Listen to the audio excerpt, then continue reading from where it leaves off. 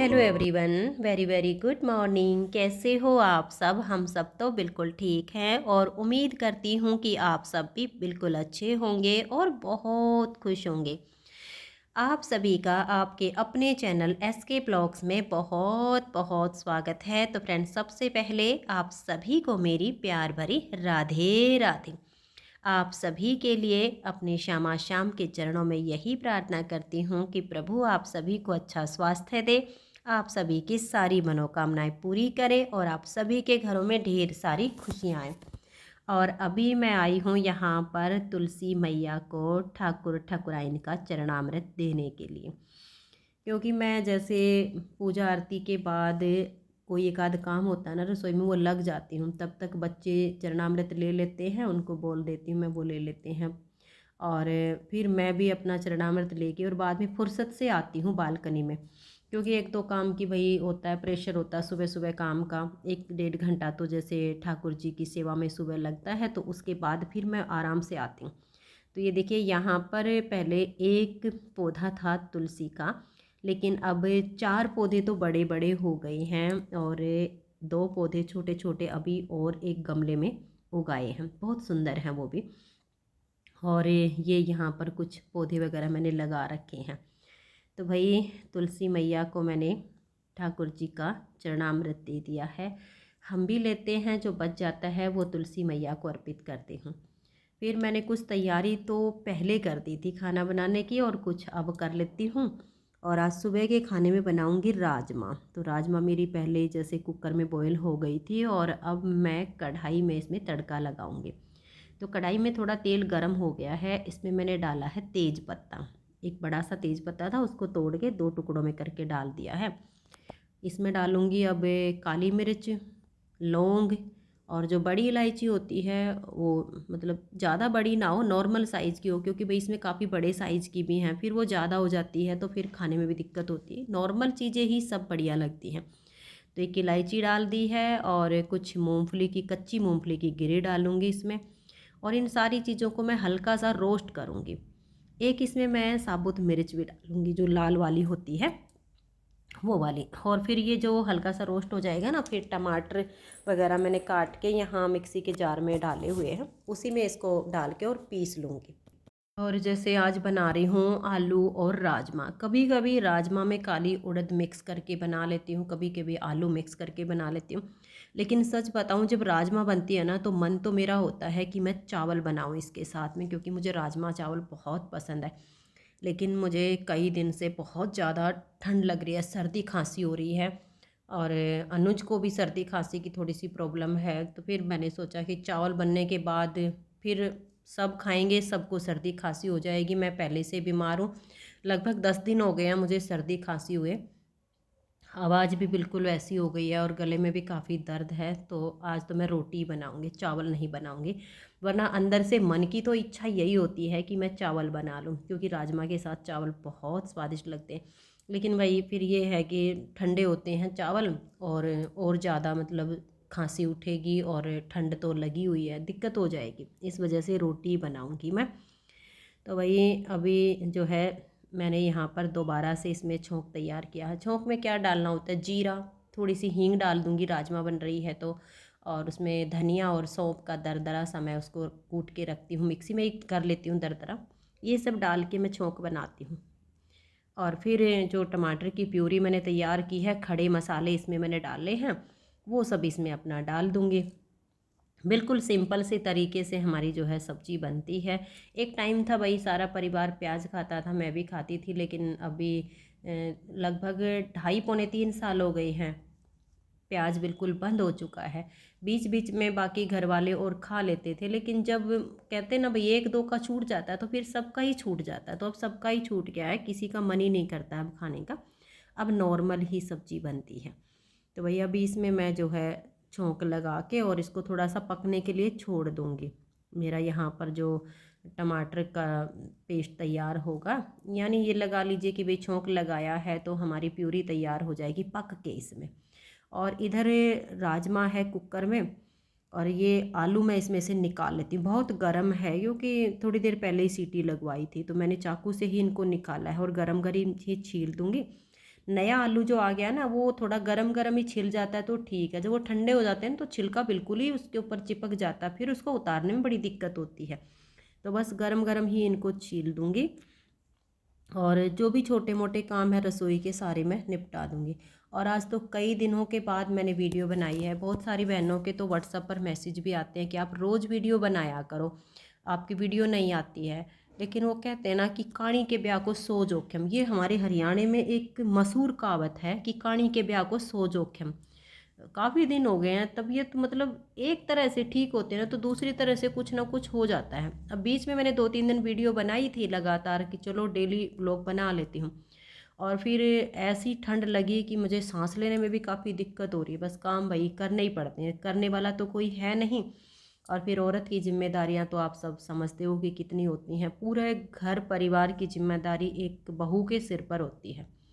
जब तक बेटे की शादी नहीं हो जाती, घर में बहू नहीं आ जाती, तब तक कुछ जिम्मेदारियां बंटने वाली हैं नहीं, तब तक सारी अपनी ही हैं। तो वही जब कुछ दिक्कत हो जाती है ना तो समझो कि घर में किसी को कोई संभालने वाला भी नहीं होता, सब अपना ऐसे बैठ जाते हैं।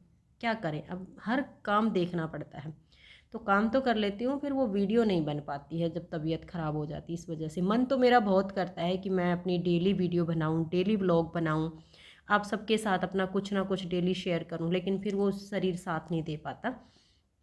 और ये देखिए अभी मैं जो 3 दिन की मलाई इकट्ठी करके जमाई थी, लाला के लिए माखन तैयार कर लेती हूँ। मेरे शामा शाम को कई कई दिन में ताज़ा माखन मिलता है, बाकी तो जो फिर होता है ना रोटी पे तो रख के लाला को भोग लगा देती हूँ। लेकिन एक जो माखन मिश्री का भोग लगता है ना वो ताज़ा हो तब भी आनंद आता है, तब भी भोग लगाने को मन करता है। तो लो भाई, जो है माखन दही मैंने तैयार कर दिया है, दही को भिगो दिया, माखन आ गया ऊपर। तो पतीले में डाल लिया पानी, क्योंकि माखन निकालूंगी पानी में, डायरेक्ट अगर बर्तन में निकालते हैं ना तो मक्खन में होती है छाछ, जिसको लस्सी हम बोलते हैं, सीत बोलते हैं हमारे हरियाणा में तो उसको। तो भाई फिर वो मक्खन जैसे 2-3 दिन चलेगा नहीं, फिर वो खट्टा हो जाएगा नहीं तो। और पानी में निकाल के उसको धो दूँगी तो वो जो मक्खन के अंदर जो लस्सी होती है ना वो एक्स्ट्रा वो निकल जाएगी, और फिर मक्खन 2-3 दिन तक खट्टा नहीं होता है। तो इसको मैंने साफ़ कर दिया, भाई इसके अंदर मक्खन फंस जाता है, थोड़ा सा ध्यान से इसको साफ़ करना पड़ता है। एक बार एक बहन ने मुझे कमेंट्स किया था कि आप चम्मच से मक्खन निकाला करो। तो ये काम जिसने किया होगा ना वो अच्छी तरह से जानता है कि मक्खन चम्मच से नहीं निकलता है, उसके लिए हाथ का ही इस्तेमाल किया जाता है। और हाथ से निकालने में बुराई क्या, ये हाथ ही हैं जो खाना बनाते हैं, सबको खिलाते हैं, सबकी सेवा करते हैं, इन हाथों के बिना कोई काम नहीं होता है। तो लो भाई, पहले एक कटोरी में मैंने लाला के लिए माखन निकाला है, क्योंकि अभी जो है सबसे पहले कान्हा का जो है भोग लगेगा माखन मिश्री का। और बाकी का जो है उसको मैं एक अलग बर्तन में निकाल दूँगी। ताज़ा मक्खन है, सब बड़े खुश होके खाते हैं बच्चे, मेरे शामा शाम को माखन बहुत पसंद है। चलो भाई, लस्सी भी तैयार हो गई है, और दही भी मैंने एक लुटिया में अलग से जमा रखी है, क्योंकि जैसे अब विशाल, अनुज है, मेरी सासू माँ है, ये लस्सी नहीं लेते हैं। लस्सी तो जिस दिन बनती है मैं और विशाल के पापा जी पीते हैं, इन तीनों को तो दही चाहिए होती है। और बच्चे तो खा भी लें कई बार, जैसे लस्सी मैं बोल दूँ कि बेटा दही नहीं है लस्सी ले लो, बट सासू माँ हमारी मना कर देती है कि मुझे लस्सी नहीं, मुझे तो दही चाहिए, तो उनके लिए मैं अलग से दही जमा देती हूँ। तो अभी माखन मैंने निकाल दिया है, शामा शाम को लगा दूँगी अभी भोग। तो ये वाला काम भी कंप्लीट हो गया है, और आटा मैंने साइड में रखा हुआ है, ये जो कपड़ा बिछा है ना इसके ऊपर मैंने परात रखी हुई है कि अब जैसे मक्खन के हाथ हो जाएंगे ना तो लगे हाथ में आटा लगा लूँगी, तो चिकनाई भी हाथों की उतर जाएगी और आटा भी लग जाएगा। तो लो भाई, मैं अब लग गई हूँ रोटी बनाने के लिए। आप सब भी आ जाइए। आज सुबह के खाने में बनाई है आलू और राजमा, साथ में गर्मा गर्म रोटी हैं, और छाछ कह लीजिए, लस्सी कह लीजिए, सीत कह लीजिए, लेकिन हमारी हरियाणवी भाषा में तो जो एक जचता है ना शब्द वो सीत ही होता है भाई। दही भी है, ताज़ा मक्खन भी है, गर्मा गर्म रोटी खा लीजिए। तो अभी खाना बना देती हूँ, और अभी काम ना इतना फैला पड़ा है, किसी किसी दिन तो मतलब वो कहते हैं ना भाई, करने वाले को तो काम बहुत है, और औरत की तो इतनी जिम्मेदारी होती है ना कि बस उसको सारा दिन काम को समेटते रहो, पूरा दिन काम ख़त्म नहीं होता है। पता नहीं कितने छोटे मोटे काम निकल आते हैं, और कहने वाले ये भी कह देते हैं कि क्या काम है, ना खेत में जाना है, ना भैंसों का काम है, ना कुछ है, तो क्या काम है, पर भाई ख़त्म ही नहीं होते हैं। और अभी विशाल के पापा जी आज मंडी गए थे, सब्जियां वगैरह लेकर आए थे, तो फ्रीज तो मैंने परसों बंद कर दिया है बिल्कुल, क्योंकि ठंड होने लगी बहुत ज़्यादा। तो बाहर भी चीज़ें रखी रहती हैं ना तो ख़राब नहीं होती हैं। तो फ्रिज को मैंने बिल्कुल अंदर से साफ़ करके सुखा के और उसमें अखबार रख के और डोरी निकाल दी है। अब दिसंबर जनवरी 2 महीने में फ्रिज नहीं चलाऊँगी, जब थोड़े से गर्म दिन होने लगेंगे तब फ्रिज चलाऊँगी। तो यहाँ पर ये देखिए सब्ज़ी रखने वाली हमारी टोकरी है, इसमें मैं सारी सब्जियां सेट कर देती हूँ, क्योंकि बाहर रखी रहेंगी अब कोई दिक्कत नहीं है। 5-6 दिन की सब्जियां एक बार ही ले आते हैं। टमाटर ये होता है कि 2 kg इकट्ठी मंगवा लेती हूँ, जैसे मिर्चें आ जाती हैं 250 ग्राम और आलू आ जाते हैं। तो बाकी सब्जियां कम भी होती हैं, जैसे गाजर आ गई है, मटर आ गई, तो वो थोड़ा थोड़ा करके, कई बार दाल बन जाती है, छोले बन जाते हैं, राजमा बन जाते हैं, तो टमाटर हरी मिर्च हो तो फिर काम चलता रहता है।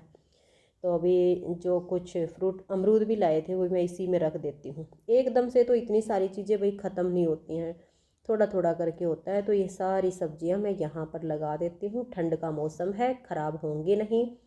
और ये नीचे पॉलीथीन में रखी हुई हैं बथुआ, पालक, मेथी। इनको मैं एक अलग टोकरी में जो है डाल के रखूँगी, क्योंकि इसमें तो फिर टाइम लगेगा। जब फुर्सत मिलेगी तब विशाल के पापा जी को साथ में बिठाऊंगी छाँटने के लिए, क्योंकि साग को साफ़ करने में, छाँटने में बड़ा टाइम लगता है। अकेला बंदा काफ़ी टाइम लग जाता है। तो शाम के टाइम पे देखेंगे, इसको तो साफ़ करेंगे, ऐसे ही रख दूँगे। और फिर वो सब करके और मैं लग गई आटा छानने में, क्योंकि ये आटा भी पिसवा के ले आए थे।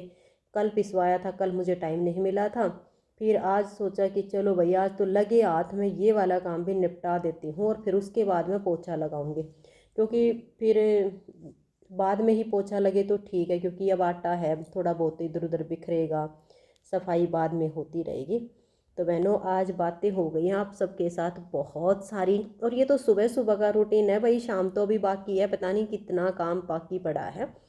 तो वही हो गया है मॉर्निंग रूटीन आप सबके साथ शेयर। और आज की इस वीडियो का मैं कर देती हूँ यहीं पर एंड। मिलते हैं नेक्स्ट वीडियो में, तब तक के लिए आप सभी को मेरा प्यार भरा नमस्कार, प्यार भरी राधे राधे। आप सब खुश रहिए और अपना अपना ध्यान रखिए। ठंड बढ़ती जा रही है, अपना और अपने परिवारजनों का खूब ध्यान रखिए। Bye bye.